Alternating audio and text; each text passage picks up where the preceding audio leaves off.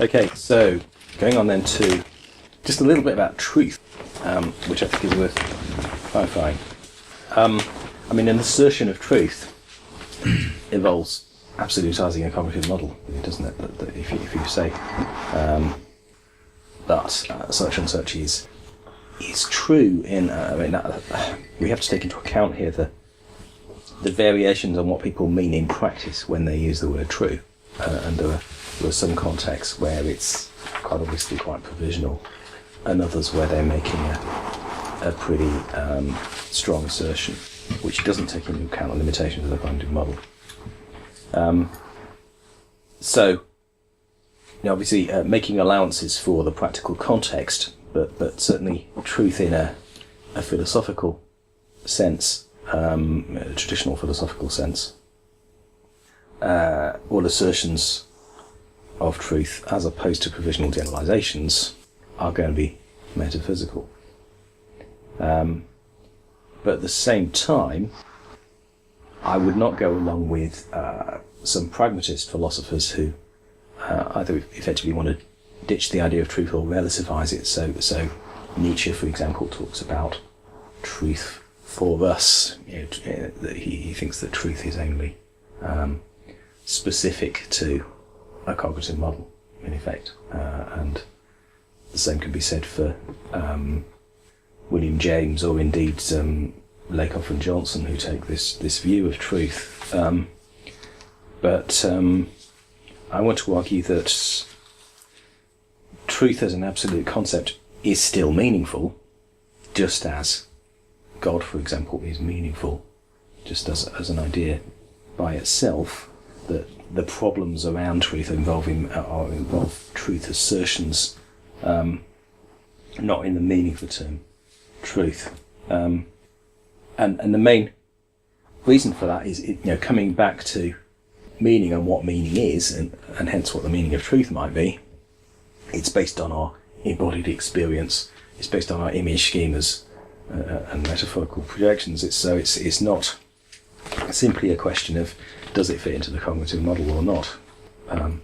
So my argument will be that we do have a sort of sketchy embodied idea of truth, which will relates to the totality of our experience, even though we wouldn't be justified in making assertions about things that are true.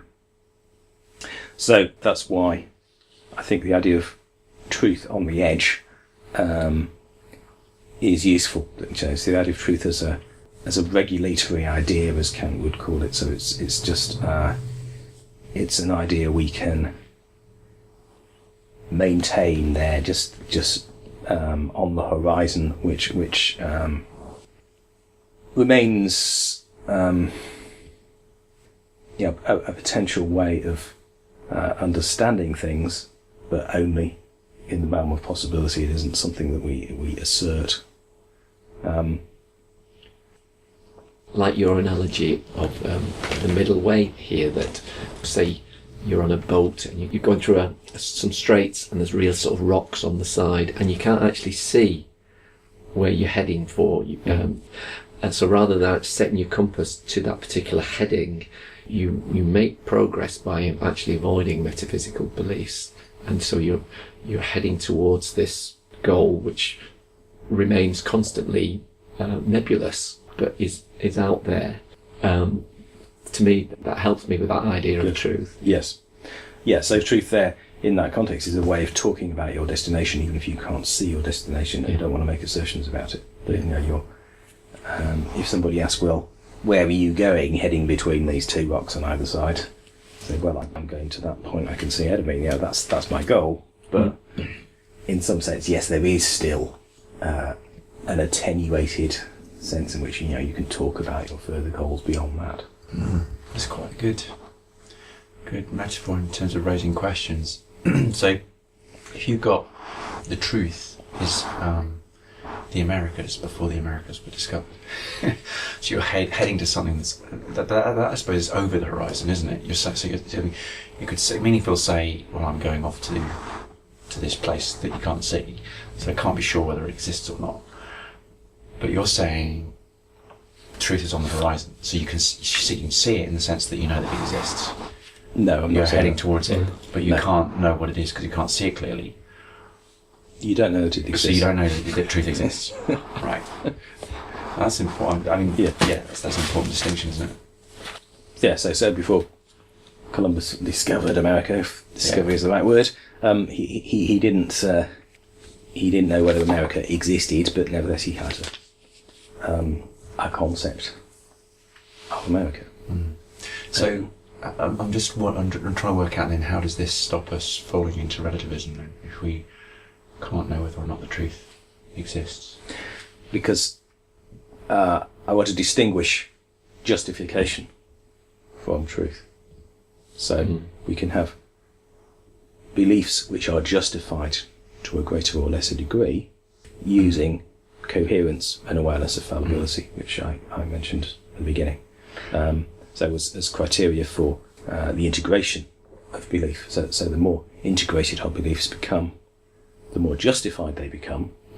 But that needs to be distinguished from the representationalist model where truth is judged according to correspondence with a set of affairs out there. Does that mean then you can... what I'm trying to work out is why then do you need the concept of truth at all? Can you not have justification without appealing to truth as a regulatory idea or anything else? You can, but I still think it has a symbolic value, it has an archetypal value, it has a function for us to maintain an idea of truth, just like the idea of God. So you can think of it, if you like, as perhaps rather than a regulatory idea, think of it as an archetypal idea. Maybe that would be a useful way of conceptualizing it. And if we simply,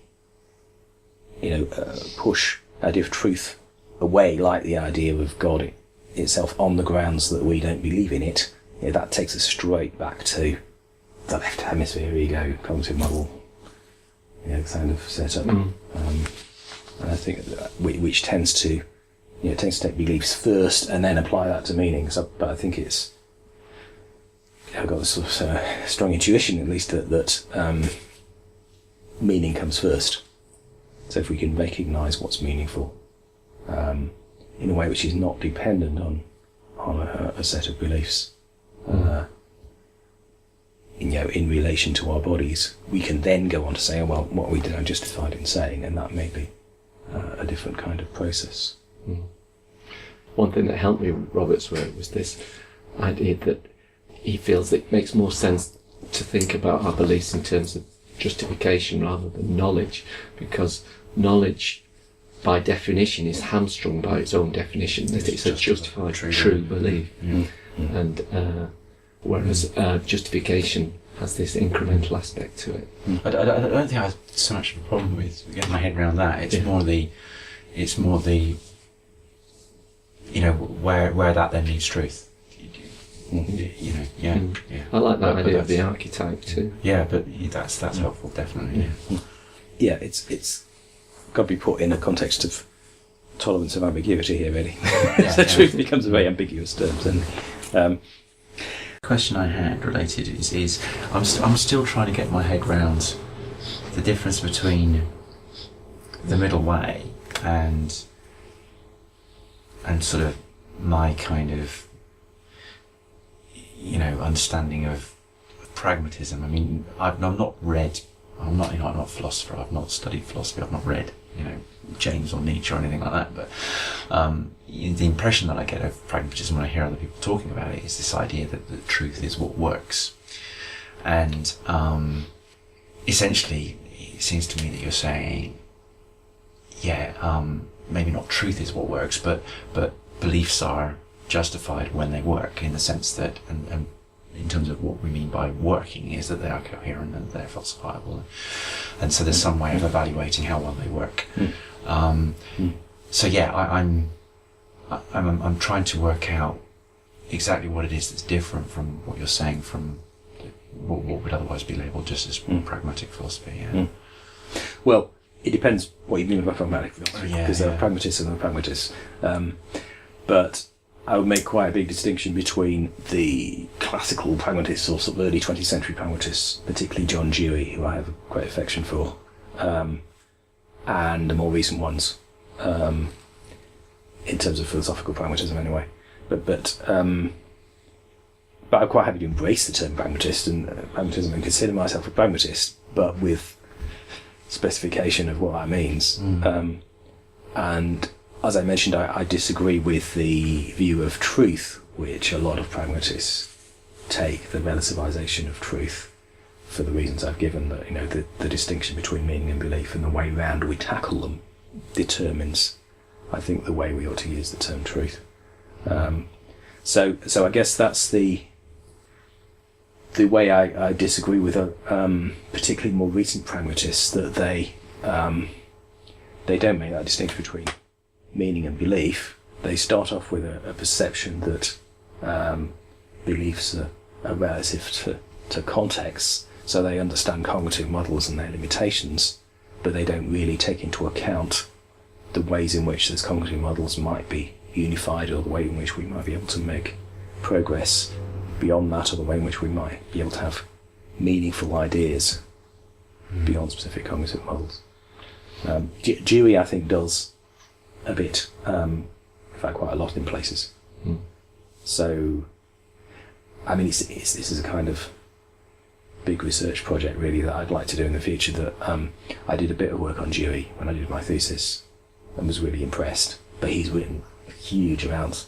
So what I'd like to do at some stage is spend a few years reading Dewey and write a book investigating what the relationship between Dewey and the middle way is. But in the meantime, I could recommend his biography, which I've got downstairs, which I was really impressed by what I got about his personality, actually, in the sort of balanced way he conducted himself in his life. You know, he was very much concerned with putting science and art and every aspect of the experience within one model.